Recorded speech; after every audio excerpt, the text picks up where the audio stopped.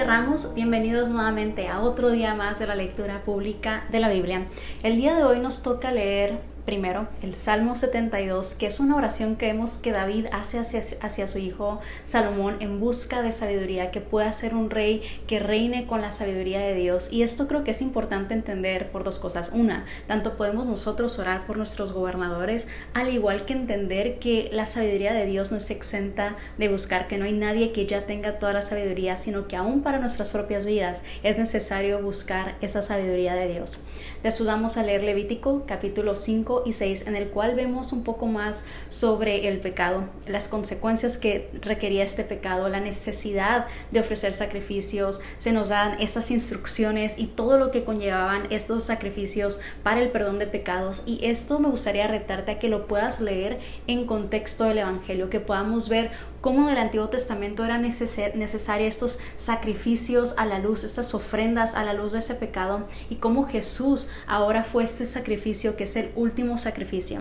Después vamos a concluir nuestra lectura con Lucas capítulo 3, versículos del 1 al 20, donde vamos a ver cómo Juan el Bautista prepara el camino para Jesús. Y es interesante ver la manera que Juan el Bautista prepara este camino, porque lo prepara al anunciar el arrepentimiento, que es justamente lo mismo que ahora nosotros le hablamos a las demás personas, que se arrepientan y que busquen a Cristo, que se arrepientan y que crean en el sacrificio de Cristo. Entonces creo que es interesante ver cómo eso fue antes de Cristo, pero de la misma manera el día de hoy tú y yo tenemos ahora este mensaje que anunciar para la segunda venida de Cristo.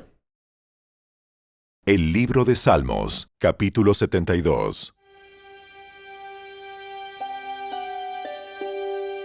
Oh Dios, concede al Rey tu amor por la justicia y da rectitud al Hijo del Rey. Ayúdale a juzgar correctamente a tu pueblo, que los pobres siempre reciban un trato imparcial, que las montañas den prosperidad a todos y que las colinas sean fructíferas. Ayúdalo a defender al pobre, a rescatar a los hijos de los necesitados y a aplastar a sus opresores. Que te teman mientras el sol brille y mientras la luna permanezca en el cielo. Sí, para siempre. Que el gobierno del rey tenga la frescura de las lluvias de primavera sobre la hierba recién cortada, de los aguaceros que riegan la tierra. Que florezcan todos los justos durante su reinado, que haya prosperidad abundante hasta que la luna deje de existir. Que reine de mar a mar y desde el río Éufrates hasta los extremos de la tierra. Los nómadas del desierto se inclinarán ante él. Sus enemigos caerán a sus pies sobre el polvo. Los reyes occidentales de Tarsis y de otras tierras distantes le llevarán tributo. Los reyes orientales de Saba y de Seba le llevarán regalos. Todos los reyes se inclinarán ante él y todas las naciones le servirán. Rescatará a los pobres cuando a él clamen. Ayudará a los oprimidos que no tienen quien los defienda. Él siente compasión por los débiles y los necesitados y los rescatará. Los redimirá de la opresión y la violencia, porque sus vidas le son preciosas. ¡Viva el rey! Que se le entregue el oro de Saba, que la gente siempre ore por él y lo bendiga todo el día. Que haya grano en abundancia por toda la tierra, que brote aún en la cima de las colinas, que los árboles frutales florezcan como los del Líbano y los habitantes crezcan como la hierba en el campo. Que el nombre del rey permanezca para siempre. Que se perpetúe mientras el sol brille. Que todas las naciones sean bendecidas por medio de él y lo elogien. Alaben al Señor Dios, el Dios de Israel. el único que hace semejantes maravillas. Alaben su glorioso nombre por siempre. Que toda la tierra se llene de su gloria. Amén y amén. Aquí terminan las oraciones de David, hijo de Isaí.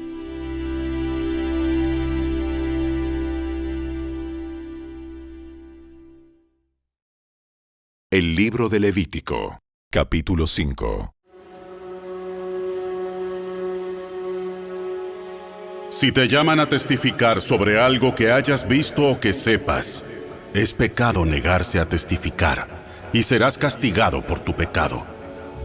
O supongamos que, sin saberlo, tocas algo que queda ceremonialmente impuro, como el cadáver de un animal impuro. Cuando te des cuenta de lo que has hecho, debes admitir tu contaminación y tu culpabilidad. Esto rige por igual, ya sea un animal salvaje, un animal doméstico o un animal que corre por el suelo. O supongamos que, sin saberlo, tocas algo que te hace impuro. Cuando te des cuenta de lo que has hecho, debes admitir tu culpabilidad. O supongamos que haces un voto imprudente de cualquier clase, ya sea su propósito bueno o malo. Cuando te des cuenta de la necedad del voto, debes admitir tu culpabilidad. Cuando te des cuenta de tu culpabilidad en cualquiera de estos casos, deberás confesar tu pecado. Entonces deberás llevarle al Señor como castigo por tu pecado una hembra del rebaño, ya sea una oveja o una cabra. Esta es una ofrenda por el pecado, con la cual el sacerdote te purificará de tu pecado y te hará justo ante el Señor. Sin embargo, si no te alcanza para comprar una oveja, puedes llevarle al Señor 2 tórtolas o 2 pichones de paloma como castigo por tu pecado. Una de las aves será la ofrenda por el pecado y la otra será la ofrenda quemada. Las llevarás al sacerdote, quien presentará la primera ave como ofrenda por el pecado. Le arrancará el pescuezo, pero sin separar la cabeza del cuerpo. Después rociará un poco de la sangre de la ofrenda por el pecado en cada lado del altar y escurrirá el resto de la sangre al pie del altar. Es una ofrenda por el pecado. Luego el sacerdote preparará la segunda ave como ofrenda quemada, siguiendo los procedimientos establecidos. Mediante este proceso, el sacerdote te purificará de tu pecado, te hará justo ante el Señor y serás perdonado. Si no te alcanza para comprar las 2 tórtolas o los 2 pichones, podrás llevar 2 litros de harina selecta como ofrenda por tu pecado.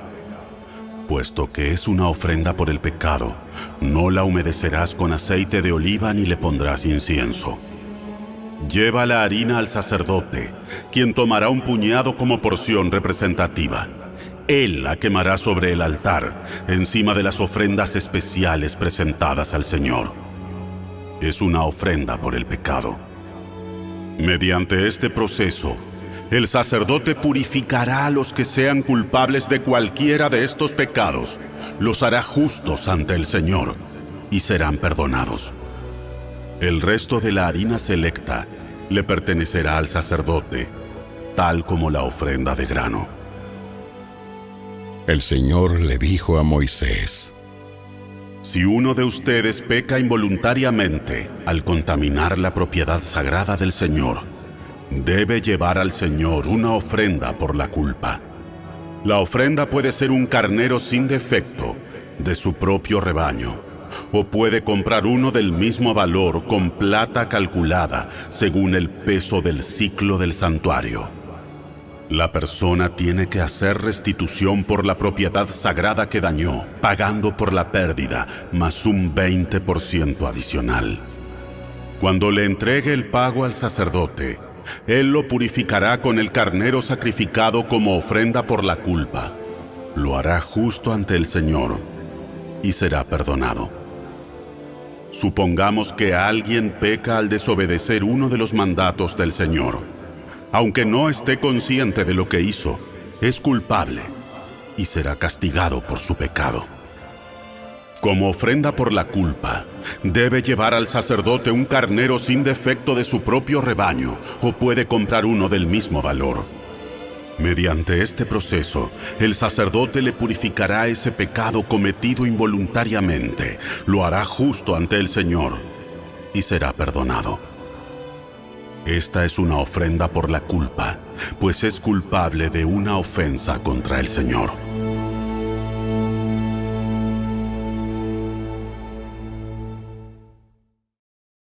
El libro de Levítico, capítulo 6.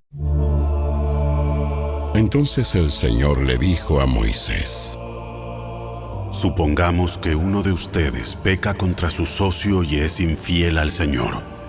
Supongamos que comete una estafa en un trato que involucra un depósito en garantía, o roba, o comete fraude, o encuentra un objeto perdido y luego niega haberlo encontrado, o miente después de haber jurado decir la verdad, o comete cualquier otro pecado como estos. Si has pecado en cualquiera de estas formas, eres culpable. Debes devolver lo que robaste, o el dinero que tomaste mediante la extorsión, o el depósito recibido en garantía, o el objeto perdido que encontraste, o cualquier cosa que hayas obtenido por jurar en falso. Deberás hacer una restitución total a la persona perjudicada más un 20% adicional. En el mismo día, presentarás una ofrenda por la culpa. Como ofrenda por la culpa al Señor, debes llevar al sacerdote un carnero sin defecto de tu propio rebaño, o puedes comprar uno del mismo valor. Mediante este proceso, el sacerdote te purificará delante del Señor, te hará justo ante Él, y serás perdonado de cualquiera de estos pecados que hayas cometido. Entonces el Señor le dijo a Moisés: Da a Aarón y a sus hijos las siguientes instrucciones con respecto a la ofrenda quemada. La ofrenda quemada se dejará encima del altar hasta la mañana siguiente, y el fuego del altar debe mantenerse encendido durante toda la noche.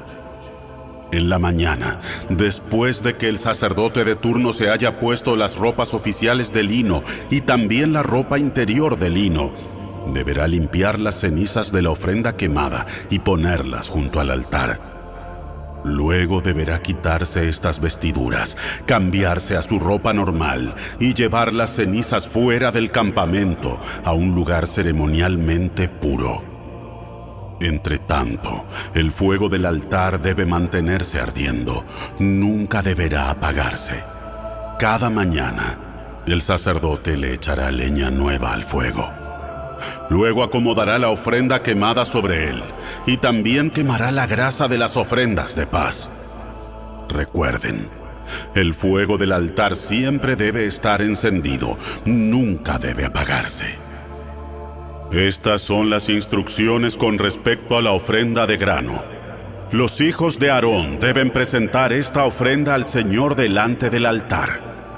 El sacerdote de turno tomará de la ofrenda de grano un puñado de harina selecta humedecida con aceite de oliva junto con todo el incienso. Quemará esta porción representativa sobre el altar como un aroma agradable al Señor. Aarón y sus hijos pueden comer el resto de la harina, pero debe ser horneada sin levadura y comida en un lugar sagrado dentro del atrio del tabernáculo. Recuerden, nunca se debe preparar con levadura. Se la he dado a los sacerdotes como su porción de las ofrendas especiales que me presenten. Al igual que la ofrenda por el pecado y la ofrenda por la culpa, la ofrenda de grano es sumamente santa. Cualquiera de los descendientes varones de Aarón podrá comer de estas ofrendas especiales presentadas al Señor. Es su derecho perpetuo de generación en generación. Cualquier persona o cosa que toque estas ofrendas quedará consagrada. Entonces el Señor le dijo a Moisés: El día en que se unja a Aarón y a sus hijos, ellos deben presentar al Señor la ofrenda usual de grano de 2 litros de harina selecta. Se ofrecerá la mitad por la mañana y la otra mitad por la tarde. Debe ser mezclada cuidadosamente con aceite de oliva y cocinada en un sartén. Luego, esta ofrenda de grano la cortarán en rebanadas y la presentarán como un aroma agradable al Señor. En cada generación, el sumo sacerdote que tome el lugar de Aarón deberá preparar esta misma ofrenda. Le pertenece al Señor y debe ser quemada totalmente. Esta es una ley perpetua. Tales ofrendas de grano hechas por un sacerdote deberán ser quemadas por completo. De esa ofrenda nadie deberá comer. Entonces el Señor le dijo a Moisés: Da a Aarón y a sus hijos las siguientes instrucciones con respecto a la ofrenda por el pecado. El animal que se presente como ofrenda por el pecado es una ofrenda sumamente santa y se debe matar en la presencia del Señor, en el lugar donde se matan las ofrendas quemadas. El sacerdote que ofrezca el sacrificio como una ofrenda por el pecado deberá comer su porción en un lugar sagrado dentro del atrio del tabernáculo. Toda persona o cosa que toque la carne del sacrificio será santa. Si la sangre del sacrificio llegara a salpicar la ropa de la persona, la ropa manchada deberá lavarse en un lugar sagrado. Si se usa una olla de barro para hervir la carne del sacrificio, luego habrá que romperla. Si se usa una olla de bronce, esta deberá ser restregada y bien enjuagada. Cualquier varón de la familia del sacerdote podrá comer de esta ofrenda. Es sumamente santa. Sin embargo, la ofrenda por el pecado no se deberá comer si su sangre fue llevada al tabernáculo como ofrenda para purificación en el lugar santo. Deberá ser quemada por completo en el fuego.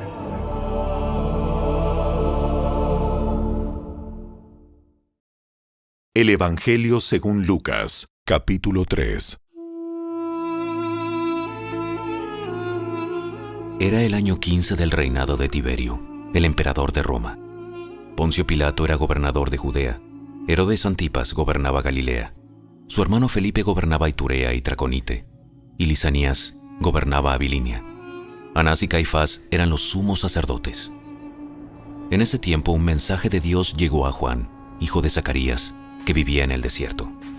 Entonces Juan fue de un lugar a otro, por ambos lados del río Jordán, predicando que la gente debía ser bautizada para demostrar que se había arrepentido de sus pecados y vuelto a Dios para ser perdonada. Isaías había hablado de Juan cuando dijo: Es una voz que clama en el desierto. Preparen el camino para la venida del Señor. Ábranle camino. Los valles serán rellenados, y las montañas y las colinas allanadas. Las curvas serán enderezadas, y los lugares ásperos suavizados.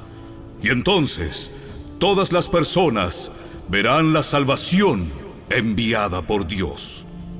Cuando las multitudes acudieron a Juan para que los bautizara, les dijo: ¡Camada de víboras! ¿Quién les advirtió que huyeran de la ira de Dios que se acerca? Demuestren con su forma de vivir que se han arrepentido de sus pecados y han vuelto a Dios. No se digan simplemente el uno al otro: estamos a salvo porque somos descendientes de Abraham. Eso no significa nada, porque les digo que Dios puede crear hijos de Abraham de estas mismas piedras. Ahora mismo, el hacha del juicio de Dios está lista para cortar las raíces de los árboles. Así es, todo árbol que no produzca buenos frutos será cortado y arrojado al fuego. ¿Qué debemos hacer? Si tienes 2 camisas, da una a los pobres. Si tienes comida, comparte con los que tienen hambre. Hasta los corruptos recaudadores de impuestos vinieron a bautizarse y preguntaron: Maestro, ¿qué debemos hacer? No recauden más impuestos de lo que el gobierno requiere. ¿Qué debemos hacer? ¿Qué debemos hacer nosotros? Preguntaron algunos soldados. No extorsionen, ni hagan falsas acusaciones, y estén satisfechos con su salario. Todos esperaban que el Mesías viniera pronto y tenían muchas ganas de saber si Juan era el Mesías. Juan contestó a sus preguntas diciendo: Yo los bautizo con agua, pero pronto viene alguien que es superior a mí.